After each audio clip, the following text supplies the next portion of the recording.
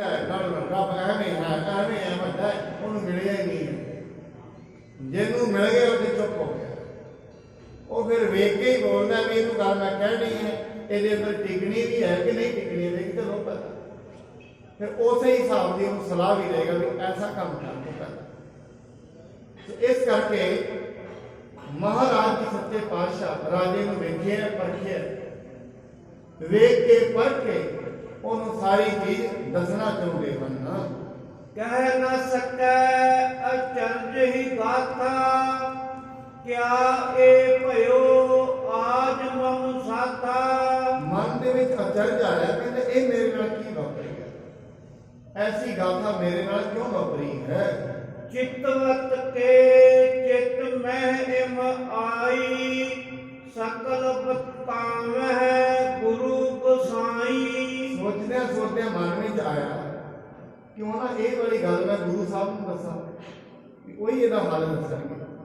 ਜੋ ਮੇਰੇ ਮਨ ਵਿੱਚ ਵਿਚਾਰ ਹੈ ਇਹ ਮੈਨੂੰ ਸਤਿਗੁਰੂ ਜੀ ਨੂੰ ਦੱਸਣਾ ਚਾਹੀਦਾ ਹੈ। ਮਨ ਮਤ ਮਹਿ ਕਛੂ ਨ ਪਾਵੈ, ਸੁਪਨ ਬਾਤ ਜਾਗਰਤ ਦ੍ਰਿਸ਼ਟਾਵੈ। ਮਨ ਵਿੱਚ ਸਮਝ ਨਹੀਂ ਆ ਰਿਹਾ ਵੀ ਜੋ ਸੁਪਨਾ ਆਇਆ ਉਹੀ ਸੱਚਾ ਹੋ ਗਿਆ, ਇਹਦਾ ਕੀ ਵਿਚਾਰ ਹੈ, ਕੀ ਪ੍ਰਮਾਦ ਹੈ, ਇਹ ਮੈਨੂੰ ਸਤਿਗੁਰੂ ਜੀ ਤੋਂ ਪੁੱਛਣਾ ਚਾਹੀਦਾ ਹੈ।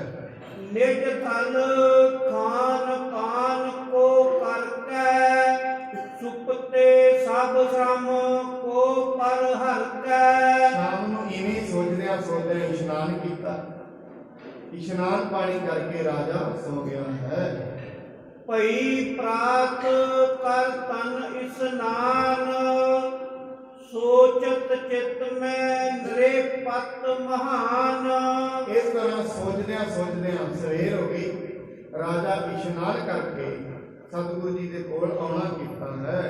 ਬੂਝਨ ਕਰ ਕਹੋ ਗੁਰ ਕੇ ਸਾਥ, ਇਸ ਵਿਦ ਦੀਨ ਹੋਤ ਨਰ ਨਾਥ।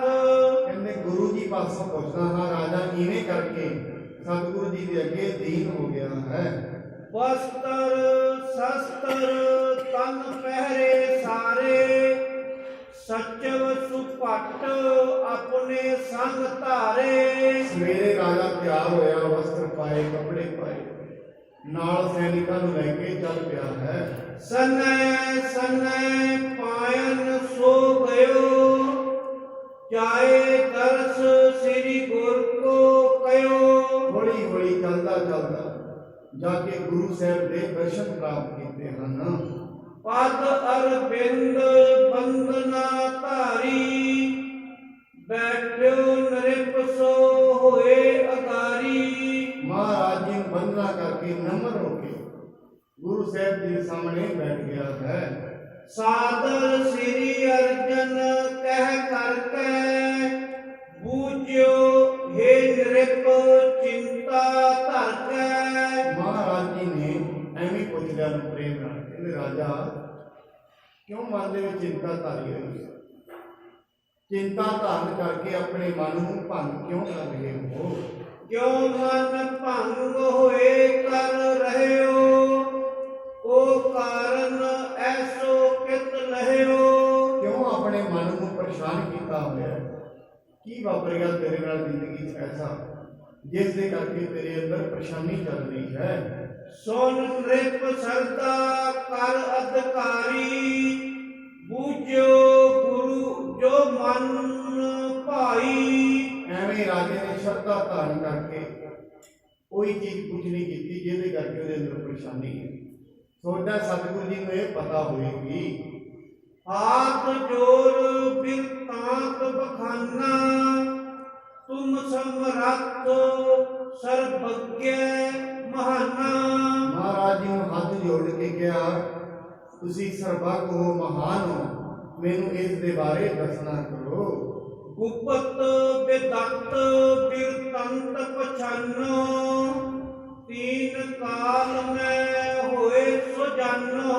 ਤੁਸੀਂ ਤੇ ਗੁਪਤ ਤੇ ਪ੍ਰਗਟ ਜਿਹੜੀਆਂ ਵੀ ਚੀਜ਼ਾਂ ਨੇ ਸਾਰੀਆਂ ਨੂੰ ਜਾਣਦੇ ਹੋ, ਜੋ ਵੀ ਤਿੰਨਾਂ ਕਾਲਾਂ ਵਿੱਚ ਵਾਪਰਦਾ ਉਹ ਜਾਣਦੇ ਹੋ।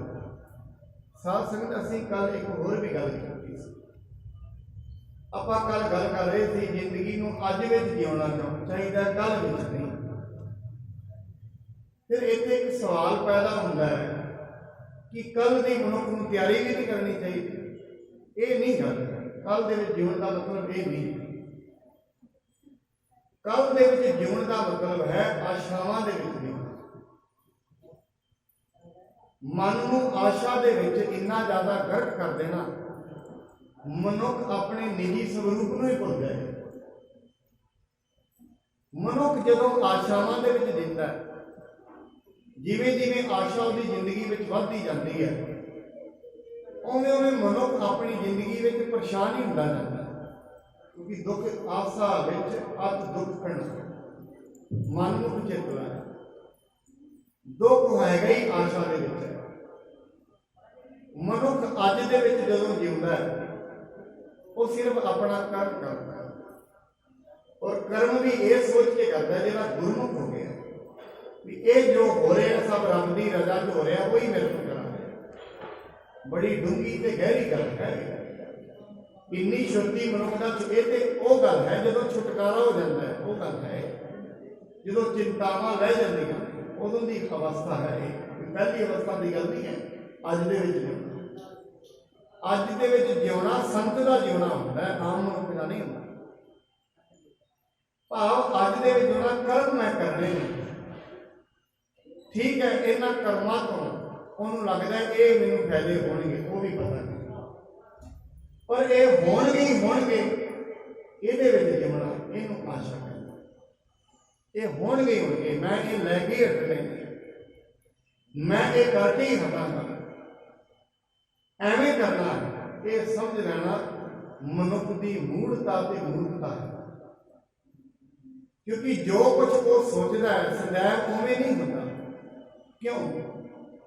ਕਿਉਂਕਿ ਮਨੁੱਖ ਦੇ ਜੋ ਪਿਛਲੇ ਵੀ ਕਰਮ ਹੁੰਦੇ ਨੇ ਇਹਦੀ ਜ਼ਿੰਦਗੀ ਨੂੰ ਪ੍ਰਭਾਵਿਤ ਕਰਦੇ ਨੇ, ਅੱਜ ਨੂੰ ਵੀ। ਜੋ ਪਿਛਲੇ, ਠੀਕ ਹੈ, ਆਪਣੇ ਵੱਲੋਂ ਇਹ ਬਿਜ਼ਨਸ ਕਮਾ ਰਹੇ ਆ, ਪਰ ਜੋ ਇਹਦੇ ਪਿਛਲੇ ਕਰਮ ਨੇ ਉਹ ਵੀ ਉਹਦੇ ਵਿੱਚ ਅੱਗੇ ਪ੍ਰਭਾਵਿਤ ਕਰਨਗੇ ਨਾ ਉਸ ਚੀਜ਼।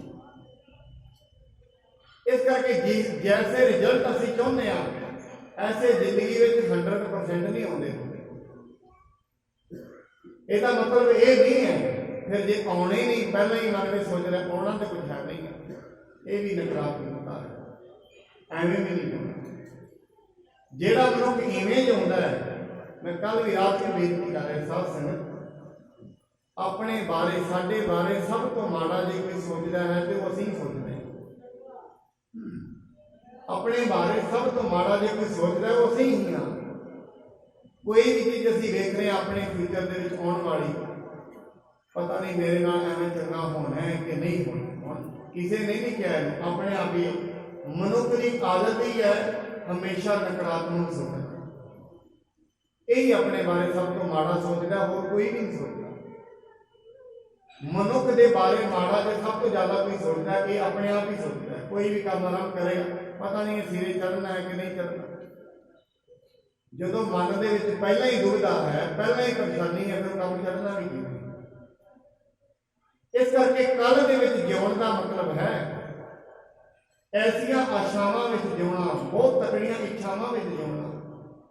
ਮੈਂ ਆਹ ਵੀ ਕਰ ਦੇਵਾਂਗਾ, ਆਹ ਵੀ ਕਰ ਦੇਵਾਂਗਾ, ਇਹਦਾ ਮਤਲਬ ਇਹ ਨਹੀਂ ਹੈ। ਮਨੁੱਖ ਦਾ ਕੰਮ ਸਿਰਫ ਕਰਮ ਕਰਨਾ ਹੈ, ਰਿਜ਼ਲਟ ਇਹਦੇ ਹੱਥ ਵਿੱਚ ਨਹੀਂ।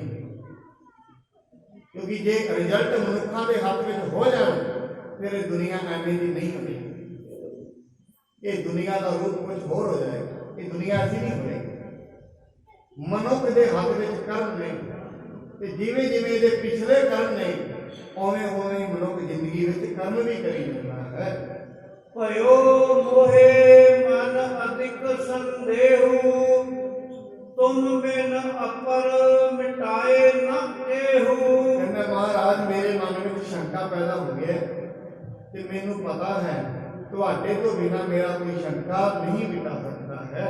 ਭਇਓ ਜਾਮਨੀ ਮੈਂ ਇਮ ਸੁਪਨਾ, ਤਜਿਓ ਸਰੀਰ ਮਿਰਤਕ ਹੋਏ ਆਪਣਾ। ਮਹਾਰਾਜ ਰਾਤ ਨੂੰ ਮੈਨੂੰ ਸੁਪਨਾ ਆਇਆ, ਮੈਂ ਮਿਰਤਕ ਹੋ ਗਿਆ ਤੇ ਆਪਣਾ ਸਰੀਰ ਛੱਡ ਦਿੱਤਾ ਸੀ। ਸਭ ਰਨਵਾਸ ਰਾਜ ਕੇ ਲੋਕ, ਰੁਦਤ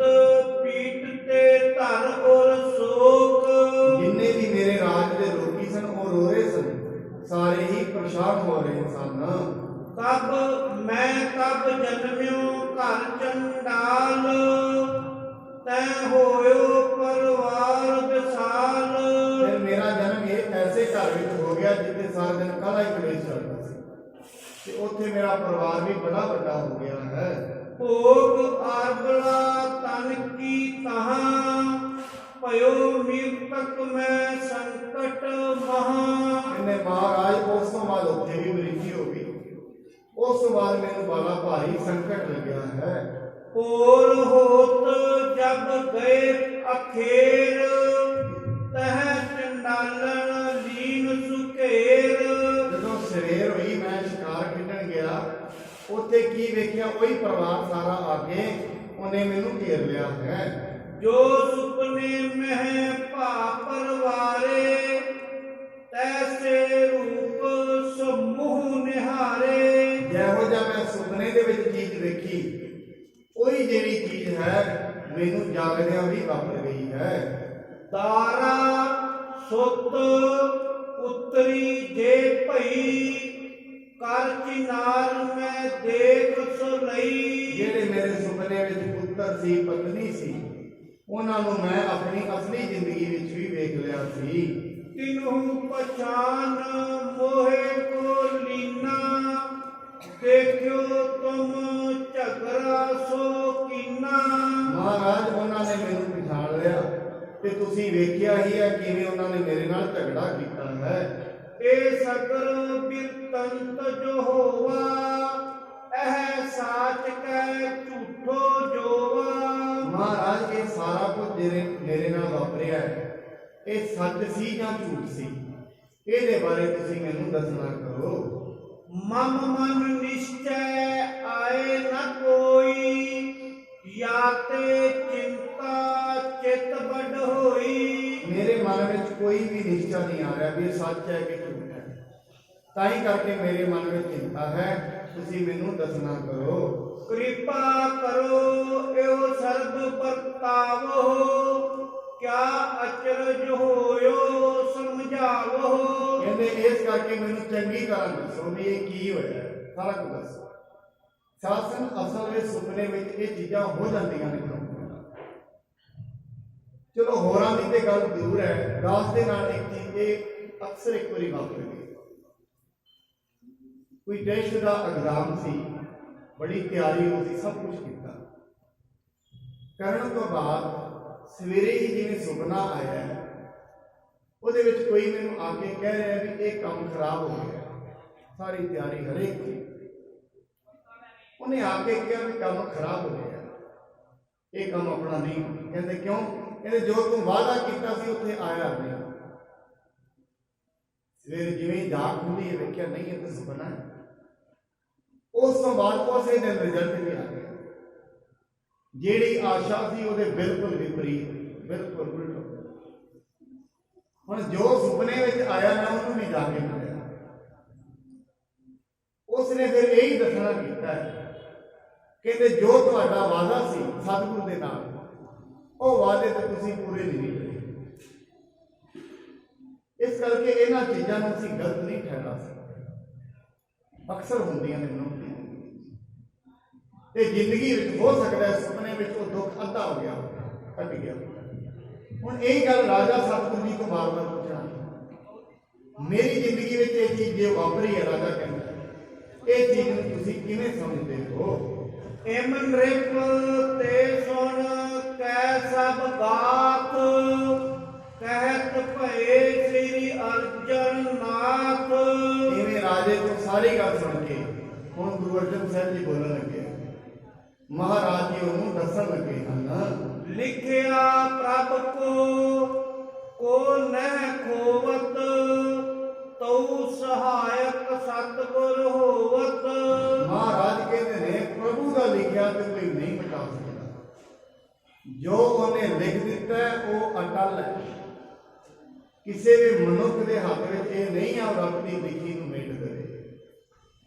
ਜੋ ਮਨੁੱਖ ਦੇ ਮਸਤਕ ਤੇ ਲੇਖ ਲਿਖਿਆ ਗਿਆ ਅਟਲ ਹੈ, ਮਿਟੇਗਾ ਨਹੀਂ। ਪਰ ਜਦੋਂ ਮਨੁੱਖ ਸਤ ਸੰਗਤ ਕਰਦਾ ਹੈ, ਸਤਿਗੁਰ ਦੀ ਸ਼ਰਨ ਵਿੱਚ ਆਉਂਦਾ ਹੈ, ਉਦੋਂ ਫਿਰ ਸਤਿਗੁਰ ਉਸ ਦੇ ਨਾਲ ਸਹਾਈ ਹੋ ਜਾਂਦਾ ਹੈ। ਇਹ ਗਤ ਬੀਤੀ ਹੈ ਤੋ ਸੰਗ, ਕਰੋ ਨਹੀਂ ਆਪਣੋ ਮਨ ਭੰਗ। ਮਹਾਰਾਜ ਕਹਿੰਦੇ ਇਹੀ ਸੇਮ ਗੱਲ ਤੇਰੇ ਨਾਲ ਵਾਪਰੀ ਹੈ, ਤੇਰਾ ਲੇਖ ਤੇ ਨਹੀਂ ਮਿਲਿਆ, ਪਰ ਤੂੰ ਸਤ ਸੰਗਤ ਆਗੇ ਕੀਤੀ ਹੈ, ਉਹ ਸਹਾਈ ਹੋ ਗਈ ਹੈ। ਸਤਿਗੁਰ ਭਏ ਸਹਾਇਕ ਤੇਰੀ, ਹਿਰਦੈ ਵਿਚਾਰਤ ਬਾਤ ਜੋ ਹੇਰੀ। ਸਤਿਗੁਰ ਜੀ ਤੇਰੇ ਸਹਾਈ ਬਣ ਗਏ ਨੇ, ਜਿਹੜੀ ਗੱਲ ਤੂੰ ਵਿਚਾਰਿਆ ਸੀ ਮਨ ਦੇ ਵਿੱਚ, ਉਹੀ ਗੱਲ ਤੇਰੇ ਨਾਲ ਹੋ ਗਈ ਹੈ। ਜਨਮ ਪਾਵਨੋ ਘਰ ਚੰਡਾਲ, ਤੋਹੇ ਭਾਗ ਮੈਂ ਲਿਖਿਓ ਅਟਾਲ। ਕਹਿੰਦੇ ਤੇਰੇ ਭਾਗਾਂ ਦੇ ਵਿੱਚ ਉਹ ਜਨਮ ਲਿਖਿਆ ਹੋਇਆ ਤੇ ਅਟਲ ਸੀ, ਉਹ ਜਨਮ ਹੋਣਾ ਹੀ ਹੋਣਾ। ਤੇਰੇ ਜਨਮ ਦੇ ਵਿੱਚ ਜੋ ਮਨੁੱਖ ਦੇ ਲੇਖਾਂ ਵਿੱਚ ਦੁੱਖ ਲਿਖਿਆ ਉਹ ਹੋਣਾ ਹੀ ਹੋਣਾ ਹੈ। ਪਰ ਕਹਿੰਦੇ ਹਨ ਉਹ ਜਿਹੜਾ ਜਨਮ ਹੈ ਤੂੰ ਇਹ ਜੋ ਭਾਗਾਂ ਵਿੱਚ ਹੋਣਾ